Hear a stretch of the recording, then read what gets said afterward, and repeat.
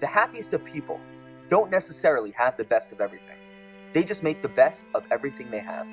Psychologist Dan Gilbert conducted a fascinating study where he tracked over a period of time two groups of people who had polar opposite life experiences. The first group of people had won a massive lottery. The second group of people had become paraplegic. He discovered something amazing. At first, people's level of happiness either skyrocketed or plummeted. The lottery winners were ecstatic, and the paraplegics were extremely sad. But then a few months later, things normalized, and people's level of happiness returned to what it felt like before their life changed so drastically. After the peaks and lows, things eventually stabilized, and people reverted back to their previous emotional state. Gilbert concluded that circumstances do not control the quality of your life. It's how you view your circumstances, which for most people stays rather consistent. We've all met people who have tremendous wealth, but for some reason don't seem all that happy.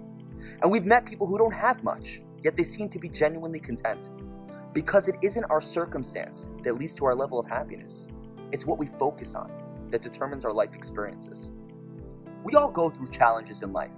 The question is, do we allow ourselves to remain broken, or do we move forward with gratitude? Do we focus on what's missing, or on the blessings we have in our lives? There is so much to be grateful for. Just the mere fact that we are alive for another day, that we have our health, family, friends, food on the table, and a roof over our heads. When we get into the habit of appreciating what we have, our gratitude and joy increases.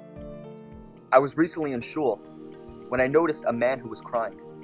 Tears were streaming down his face as he prayed with all his heart and with his hands raised up to the sky. When he finished and began to walk out, I asked him if everything was okay and if there was anything I could do to help. I was genuinely concerned. He looked at me and smiled. "Everything is fine," he said.